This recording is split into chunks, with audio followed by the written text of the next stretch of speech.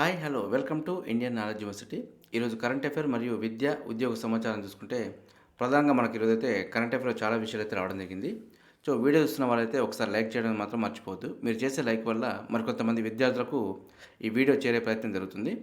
మనకు వివరాల్లోకి వెళ్తే నా కొద్దీ పద్మశ్రీ పౌర పురస్కారాన్ని వెనక్కి ఇచ్చిన భారత స్టార్ రెజ్లర్ బజరంగ్, అదేవిధంగా రెజ్లింగ్ సమాఖ్య అధ్యక్షుడి ఎన్నికపై నిరసనగా నిర్ణయం అని చెప్పి మనకు రావడం జరిగింది.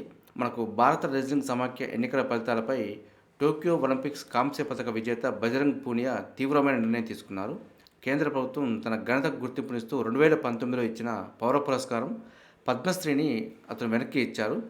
ఇది భారత రెజ్లింగ్ సమాఖ్య ఎన్నికల ఫలితాలకు నిరసనగా మనకు బజరంగ్ పూనియా అయితే తన పద్మశ్రీని వెనక్కి తిరిగి ఇచ్చడం జరిగింది. అదేవిధంగా మనకు నిన్న చూసుకుంటే సాక్షి మాలిక్ కూడా తన రిటైర్మెంట్ ప్రకటించడం జరిగింది. సో మనకు రెజ్లింగ్ సమాఖ్య గురించి కొంత వివాదంగా అయితే నడుస్తుంది. సో దీనిపైన మరి భారత ప్రభుత్వం ఏ విధంగా నిర్ణయం తీసుకుంటుందో ఒకసారి చూడాల్సి ఉంటుంది. అదేవిధంగా గణతంత్ర దినోత్సవాలకు మ్యాక్రాన్ వచ్చే ఏడాది జనవరి 26న జరగనున్న 75వ భారత గణతంత్ర వేడుకలకు ఫ్రాన్స్ అధ్యక్షుడు ఇమాన్యుయల్ మ్యాక్రాన్ ముఖ్య అతిథిగా హాజరు కానున్నారని చెప్పి మనకు ఇవ్వడం జరిగింది. భారత గణతంత్ర దినోత్సవంలో పాల్గొంటున్న 6వ ఫ్రాన్స్ అధ్యక్షుడిగా మ్యాక్రాన్ రికార్డులకు ఎక్కబోతున్నారని చెప్పి కూడా మనకు ఇవ్వడం జరిగింది. గతంలో ఫ్రాన్స్ నుంచి 5గురు అధినేతలు భారత రిపబ్లిక్ డే కార్యక్రమంలో పాల్గొన్నారు. వాస్తవానికి 2024 గణతంత్ర దినోత్సవానికి భారత ప్రభుత్వం తొలుత అమెరికా అధ్యక్షుడు జో బైడెన్ను ముఖ్య అతిథిగా ఆహ్వానించింది. కానీ జనవరిలో భారత్లో పర్యటించలేనని ఆయన అశక్తత వ్యక్తం చేశారు. దీంతో మనకు ఫ్రాన్స్ అధ్యక్షుడు మ్యాక్రాన్కు ఆహ్వానం అయితే అందించడం జరిగింది. అదేవిధంగా మరో పాయింట్ తీసుకుంటే ప్రఖ్యాత కవి ఇమ్రోజ్ కన్నుమూత. ఇమ్రోజ్గా అందరికీ సుపరిచితుడైన ప్రముఖ కవి కళాకారుడు ఇందర్జిత్ శుక్రవారం ముంబైలో కన్నుమూశారు. 1926లో పంజాబ్లోని లాల్పూర్లో ఇమ్రోజ్ జన్మించారు. పంజాబీలో రచయిత్రిగా మంచి పేరున్న అమృతా ప్రీతంతో 1950 నుంచి ఆయన అనుబంధం కొనసాగింది. దాదాపు 40 ఏళ్ల పాటు కలిసే ఉన్నారు. 2005లో అమృతా ప్రీతం చనిపోయారు. ప్రీతం అనారోగ్యం బారిన పడినప్పటి నుంచి ఇమ్రోజ్ కవితలు రాయడం ప్రారంభించారు. ఇది మనకు ప్రఖ్యాత కవి ఇమ్రోజ్ కన్నుమూత గురించి కొంత అప్డేట్ సమాచారం. మరొక పాయింట్ చూసుకుంటే కర్ణాటకలో హిజాబ్పై నిషేధం ఎత్తివేత. కర్ణాటకలో విద్యా సంస్థలో హిజాబ్ ధారణపై ఆంక్షలను ఎత్తివేస్తున్నట్టు ముఖ్యమంత్రి సిద్ధరామయ్య శుక్రవారం ప్రకటించారు. ఈ నిర్ణయం శనివారం నుంచి అమల్లోకి వస్తుందని చెప్పి కూడా మనకు పేర్కొనడం జరిగింది. ఇది మనకు కర్ణాటకలో హిజాబ్ నిషేధం ఎత్తివేత గురించి కొంత సమాచారం. అదేవిధంగా మరో పాయింట్ చూసుకుంటే డ్రాగన్పై అనుమానాలని చెప్పి రావడం జరిగింది. అణు పరీక్షలకు సిద్ధమవుతున్న చైనా, వాయువ్య చైనాలోని లోప్నూర్లో ఏర్పాటు. మనకు 1964 నాటి పరీక్షా కేంద్రంలో కొన్నేళ్లుగా చురుగ్గా కదలికలు, ఉపగ్రహ చిత్రాల్లో వెల్లడి, సర్వత్రా ఆందోళనలు, మరోసారి అంతర్జాతీయ ఆయుధ పోటీ అని చెప్పి మనకు ప్రధానంగా అయితే రావడం జరిగింది.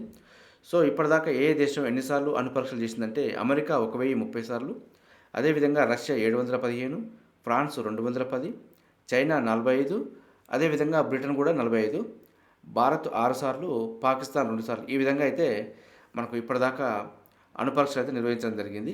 ఇది మనకు డ్రాగన్పై అనుమానాలకు కొంత సమాచారం అయితే ఇవ్వడం జరిగింది. ఇక ప్రధానంగా గ్రూప్ 2 పరీక్షలపై సందిగ్ధం, రీషెడ్యూలా యథావిధిగా కొనసాగిస్తారా, టీఎస్పీఎస్సీ నిర్ణయానికి ఉద్యోగార్థుల ఎదురు చూపులు అని చెప్పి రావడం జరిగింది.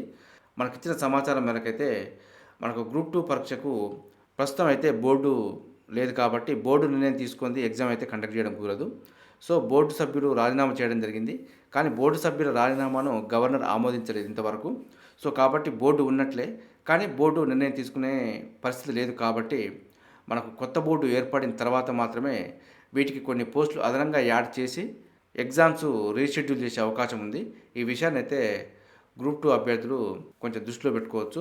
మనకు ఎగ్జామ్స్ కండక్ట్ చేయాలనుకుంటే మనకు జనవరి 6-7 తేదీలోనే ఎగ్జామ్ డేట్ కూడా రావడం జరుగుతుంది, దగ్గరికి వచ్చింది.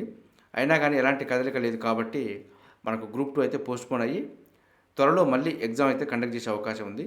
సో అభ్యర్థులు నిరుత్సాహపడకుండా ప్రిపరేషన్ అయితే కంటిన్యూ చేసే ప్రయత్నం చేయండి. ఇది మనకు గ్రూప్ 2 గురించి కొంత సందిగ్ధత, కొంత అనుమానాలు. మరో పాయింట్ చూసుకుంటే డిగ్రీ కళాశాలలపై ఏఐసిటిఈ పిడుగు. బీబీఏ, బీసీఏ, బీబీఎం కోర్సులకు అనుమతి తప్పనిసరి. ఇంజనీరింగ్ కళాశాలలోనూ ఈ కోర్సులు పెట్టుకోవచ్చు అని చెప్పి ఇవ్వడం జరిగింది.